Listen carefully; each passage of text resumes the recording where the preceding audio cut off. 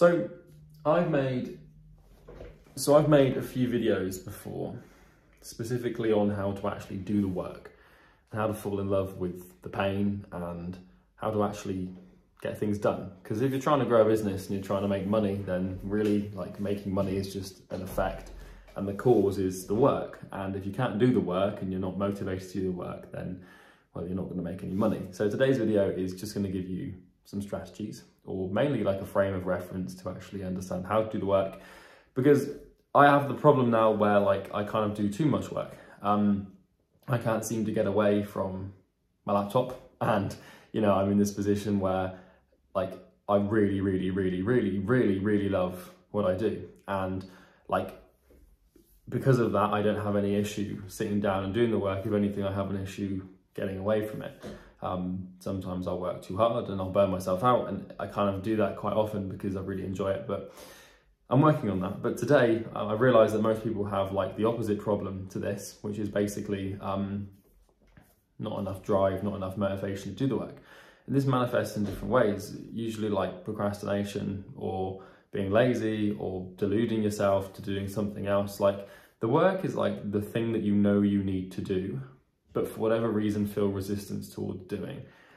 So for example, if you are procrastinating on something, or if you should be doing outreach, but instead you're building a website, or if you should be doing outreach, but instead you think you're gonna go to the gym instead because you'll feel better after the gym, and then you're anything that is not the thing that you should be doing, at least in the work context, is a waste, basically. And I've realized this, and I've been able to control this. So how do we actually do the work? And most importantly, how do we fall in love with the pain of doing the work? Because what you've got to realize is that there's actions in your life that you can take to accomplish results that exceed your current reality. There's causes that you can put into motion to create effects that you want to accomplish. That's basically just the whole idea of setting a goal and going after it. Actions naturally bring resistance with them. So resistance is basically a feeling in your body that you get, that basically is your body will try and resist the actions. It will try and resist you making the change because it likes being a constant, right? And so when you go to do something, whether it's outreach or sales calls or something to do with the growing of the business, and you'll know what it is because you'll be resisting it, there will be resistance. Now, with resistance, you have two options, right? There really is just two options. There's no third. You can either face the resistance, or you can not face the resistance, right? The first one is the best one because you basically just meet resistance with effort, and that's basically work, right? And work creates pain because pain is a byproduct of resistance times effort. But pain is also a byproduct of resistance times compliance times by time. So you've got two equations that you can run your whole life through, basically. You can have resistance plus effort to equal pain, or you can have resistance plus compliance plus time to equal pain. What that means is that you do the hard work now and you feel the pain now, or you don't do the hard work now and you feel the pain later. So either way, you're going to feel pain. And I can tell you that most of the time, what you're afraid of working for or towards, or whatever pain you're worried about doesn't really hurt too much at all. If anything, it actually feels pretty good, pretty nice. So what you've got to realize is that the human body and the human mind and the brain works off of familiarity. And what we enjoy and what we like is dependent upon how many times we've been exposed to it at a base level. Now, it's obviously more complicated neurologically, biologically than that, but at a sort of first principle, we can deduce that familiarity produces what we like, right? So if you, for example, are always listening to the same musician, then you will like that musician. Or if you always eat the same food, then you like that food. And it's a feedback loop, right? So you might think, well, no, the reason that I always listen to the same musician is because I like that musician.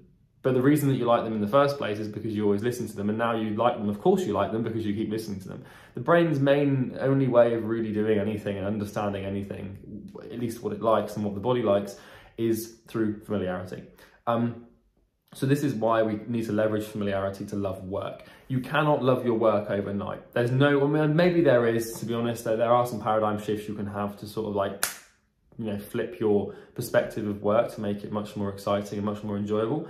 But you've got to realize that if you want to fall in love with the grind, or if you want to really eventually learn to like really love what you do and tolerate the pain that comes from meeting the resistance with the effort, the best weapon you have is familiarity. But familiarity is just built over time, right? So it kind of takes like 1 or 2 years of consistency to actually start to enjoy the experience of the work. The primary example of this is Stockholm Syndrome, which is basically a psychological phenomenon that's baffled psychologists for years, but it makes sense in this context, where you can there's studies that show people who have been kidnapped for years, and the only human contact they have for years is their kidnapper, right? And then they get rescued from their kidnapper or pay off a ransom or whatever, and after a few months of being home with their families, they want to go back to their kidnapper because they fall, and a lot of the time people who have been kidnapped fall in love with those who have kidnapped them if they've been exposed to them enough, and they've fallen, that's how it works. And this strategy is used by, there's all sorts of stories, you can find it in Chinese military practices as well. I'm not an expert on that, but I read some stories before around when they take prisoners, they won't necessarily, I don't know how, this is obviously years ago, I don't know what they do at the moment, but what they would do is they take the prisoners of war and they wouldn't necessarily treat them awfully, they just treat them like friends. And the prisoner would be exposed to a military person over and over and over again until eventually they sort of became friends. And if you're wondering why you are friends with who you're friends with, or why you love who you love, it kind of is just a familiarity thing. Love is built through consistent exposure to something. It's kind of why you might be terrified to do your first skydive, but after 20 skydives you love it, right? Terror and fear and pain and agony and suffering, or perception of negative emotion, insert it here, that can manifest into love. And you can take it's also why a lot of people it's familiarity is a defense mechanism, because your body will adapt. So if you're putting your body through some pain, and by doing work, if you're putting yourself through that mental pain of sitting down and doing the work and focusing and facing the resistance, then naturally what will happen over time is your body and mind will adapt to tolerate that pain, because the body doesn't like to be in pain. And so if you sit in enough pain for long enough, eventually you won't feel it anymore. It's kind of like the gym, right? It's a trite example, but it works, where if you work out and you increase how much weight you're lifting, your body will adapt to not feel as much pain when you do that lift, right? That's kind of how it works. It's basically like the gym, right? It's you go in and you start lifting more than you should or could, right, at the moment, or you start running longer than you thought you could.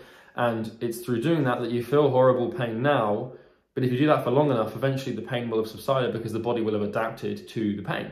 And this is exactly what happens in work as well. And so if you want to learn how to get what you want, obviously the key is through work, right? All businesses are built through just insane work. Don't think that you can go and sit on a beach and have a 10 grand a month business and feel happy. I've tried it.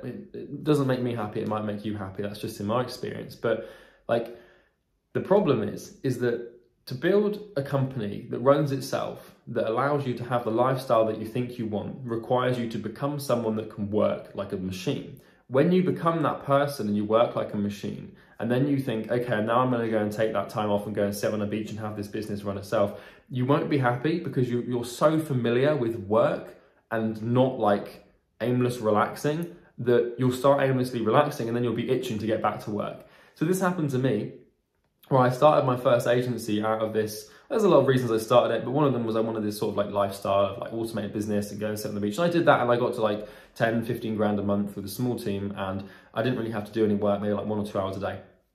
And it got to the point where I did some interrailing trips, and I sort of went around the world and did some traveling and didn't really work much, but I was just so miserable and I couldn't figure out why. I was finally I've got what I want.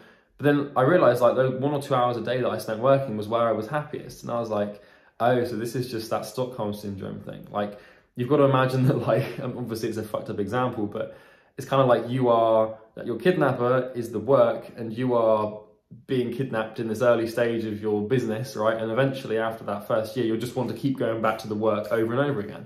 And this is what happens now. This is how habits form specifically. It's how identities form specifically. It's how self-image forms. And my self-image and my identity and habits are now sort of just rooted in the work. So today I'll get up and I'll go to the gym, I'll meditate, and then I'll start working. And it's kind of, it's just a habit, but it's deeper than the habit. It's because I'm so familiar with those activities and I've done them so much. Most people would find like a 45-minute intense workout really difficult. Most people, and they wouldn't enjoy that. Most people would also find it insanely impossible to sit down and meditate for 20 minutes without any distractions or any stimulus. And like, I can do those things. It's only because I've done them like thousands of times at this point that now my brain is just so familiar with them that to not do them would create more pain than doing them. So if I didn't work, I'd feel worse than if I did, right? And I don't feel bad when I work anymore. I promise you, it is entirely possible to create a situation and to create a framework in your mind and a paradigm and a space to live in where work is actually enjoyable and it's actually fun. Because everyone thinks you should have work and play, but what if we made work play?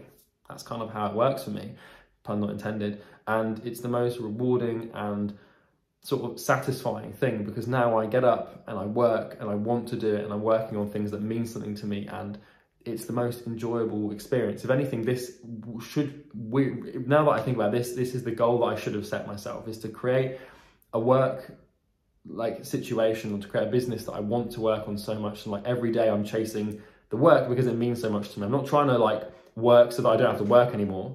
I'm working so that I want to keep working even more, right? And it's kind of like a paradox, because everything you want sits behind work. So, and work is just meeting resistance with effort on things that you know you need to do.